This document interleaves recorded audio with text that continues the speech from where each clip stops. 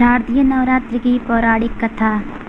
कैसे हुई नवरात्रि व्रत की शुरुआत। नवरात्रि व्रत कथा के अनुसार एक समय बृहस्पति जी ने ब्रह्मा जी के समक्ष चैत्र व आश्विन मास के शुक्ल पक्ष में पड़ने वाले नवरात्र का महत्व जानने की इच्छा जताई। उन्होंने कहा, इस व्रत का क्या फल है, इसे किस प्रकार किया जाता है, सबसे पहले इस व्रत को किसने किया था, ये सब विस्तार से बताइए। बृहस्पति जी के प्रश्नों का जवाब देते हुए ब्रह्मा जी ने कहा, हे बृहस्पति, प्राणियों के हित की इच्छा से तुमने बहुत अच्छा प्रश्न किया है। जो इंसान मनोरथ पूर्ण करने वाली माँ दुर्गा, महादेव, सूर्य और नारायण का ध्यान करता है वह धन्य है। यह नवरात्र व्रत संपूर्ण मनोकामनाओं को पूर्ण करने वाला है। इस व्रत को करने से पुत्र सुख, धन, विद्या आदि समस्त सुख मिलते हैं। इस व्रत को करने से रोग दूर हो जाते हैं, घर में समृद्धि की वृद्धि होती है, बंध्या को पुत्र प्राप्त होता है, समस्त पापों से छुटकारा मिल जाता है। जो मनुष्य इस नवरात्र व्रत को नहीं करता वह अनेक दुखों को भोगता है। यदि व्रत करने वाला मनुष्य सारे दिन का उपवास न कर सके तो एक समय भोजन करे और 10 दिन बांधवों सहित नवरात्र व्रत की कथा का श्रवण करे। हे बृहस्पति, जिसने सबसे पहले इस महाव्रत को किया है वह कथा मैं तुम्हें सुनाता हूँ। प्राचीन काल में मनोहर नगर में पीड़ित नाम का एक अनाथ ब्राह्मण रहता था। वह माँ दुर्गा का भक्त था। उसे संपूर्ण सद्गुणों से युक्त सुमति नाम की एक अत्यंत सुंदर कन्या उत्पन्न हुई। वह कन्या अपने पिता के घर में अपनी सहेलियों के साथ क्रीड़ा करती हुई इस प्रकार बड़ी होने लगी जैसे शुक्ल पक्ष में चंद्रमा की कला बढ़ती है। उसका पिता प्रतिदिन जब माँ दुर्गा की पूजा किया करता वह उस समय नियम से वहाँ उपस्थित रहती। एक दिन सुमति भगवती के पूजन में उपस्थित नहीं हुई। उसके पिता को पुत्री की ऐसी लापरवाही देखकर क्रोध आया और वह पुत्री से कहने लगा, अरे दुष्ट पुत्री, आज तूने भगवती का पूजन नहीं किया, इस कारण मैं किसी कुष्ठ रोगी या दरिद्र मनुष्य के साथ तेरा विवाह करूँगा। पिता की बात सुनकर सुमति को बड़ा दुख हुआ और पिता से कहने लगी, हे पिता, मैं आपकी कन्या हूँ तथा सब तरह से आपके अधीन हूँ। जैसी आपकी इच्छा हो आप वैसा ही करो, चाहे राजा से, चाहे कुष्ठ रोगी से, चाहे दरिद्र से, जिसके साथ मेरा विवाह करना चाहो कर दो, पर होगा वही जो मेरे भाग्य में लिखा है, क्योंकि कर्म करना मनुष्य के अधीन है परंतु फल देना ईश्वर के अधीन है। कन्या की निर्भयता से कहे हुए वचन सुनकर उस ब्राह्मण ने क्रोधित होकर अपनी कन्या का विवाह एक कुष्ठ रोगी के साथ कर दिया और अत्यंत क्रोधित होकर पुत्री से कहने लगा, हे पुत्री, अपने कर्मों का फल भोगो, देखता हूँ भाग्य के भरोसे रहकर तुम क्या करती हो। पिता के ऐसे कटु वचनों को सुनकर सुमति मन में विचार करने लगी, ओहो, मेरा बड़ा दुर्भाग्य है जो मुझे ऐसा पति मिला। इस तरह अपने दुख का विचार करती हुई वह कन्या अपने पति के साथ वन में चली गई और डरावने कुशायुक्त उस निर्जन वन में उन्होंने वह रात बड़े कष्ट से व्यतीत की। उस गरीब बालिका की ऐसी दशा देखकर देवी भगवती ने उसके पूर्व पुण्यों के प्रभाव से प्रकट होकर सुमति से कहा, हे दीन ब्राह्मणी, मैं तुझसे प्रसन्न हूँ, तुम जो चाहो सो वरदान मांग सकती हो। भगवती दुर्गा का यह वचन सुनकर सुमति ने कहा, आप कौन हैं? देवी ने कहा कि मैं आदि शक्ति भगवती हूँ और मैं ही ब्रह्मा विद्या व सरस्वती हूँ। प्रसन्न होने पर मैं प्राणियों का दुख दूर कर उनको सुख प्रदान करती हूँ। हे ब्राह्मणी, मैं तुझ पर तेरे पूर्व जन्म के पुण्य के प्रभाव से प्रसन्न हूँ। मैं तुम्हारे पूर्व जन्म का वृत्तांत सुनाती हूँ, ध्यान से सुनो। तू पूर्व जन्म में निषाद की स्त्री थी और अति पतिव्रता थी। एक दिन तेरे पति निषाद ने चोरी की। चोरी करने के कारण तुम दोनों को सिपाहियों ने पकड़ लिया और जेल खाने में कैद कर दिया। उन लोगों ने तुझको और तेरे पति को भोजन भी नहीं दिया। इस प्रकार नवरात्र के दिनों में तुमने न तो कुछ खाया और न ही जल पिया। इस प्रकार 9 दिन तक नवरात्र का व्रत हो गया। हे ब्राह्मणी, उन दिनों में जो व्रत हुआ, इस व्रत के प्रभाव से प्रसन्न होकर मैं तुझे मनोवांछित वर देती हूँ।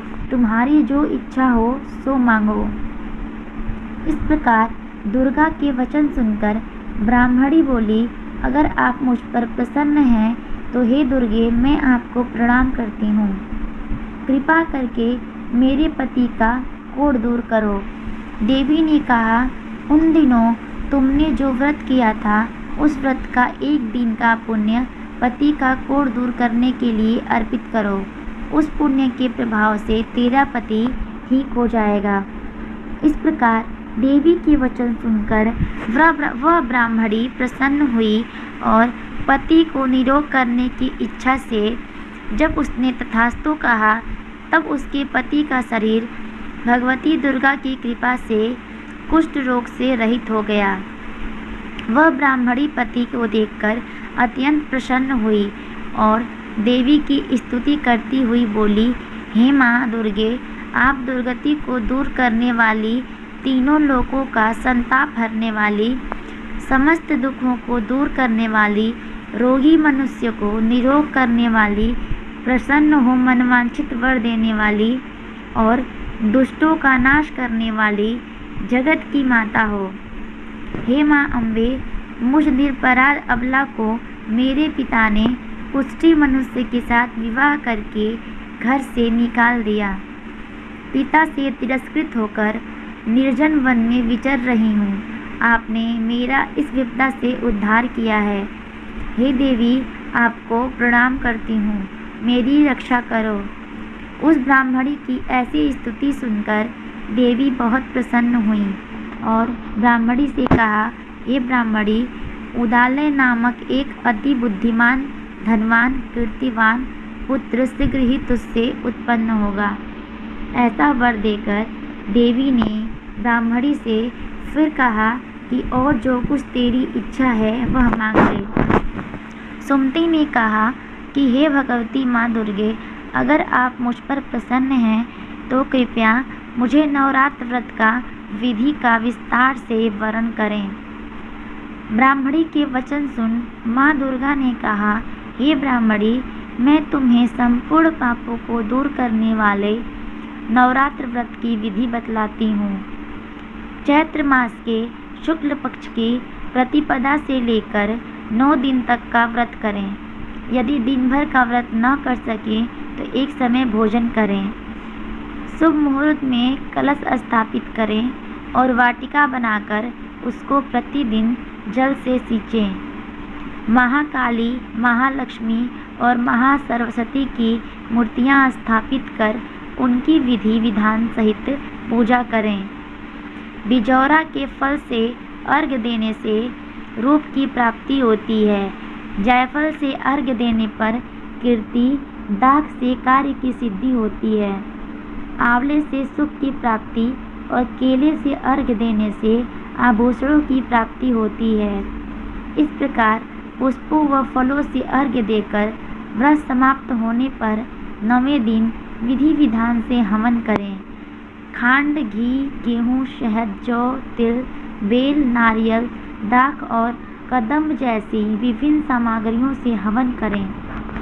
आंवले से कीर्ति की और केले से पुत्र की, कमल से राज सम्मान की और दाखों से संपदा की प्राप्ति होती है। खांड, घी, नारियल, शहद, जौ और तिल तथा फलों से हवन करने से मनोवांछित वस्तु की प्राप्ति होती है।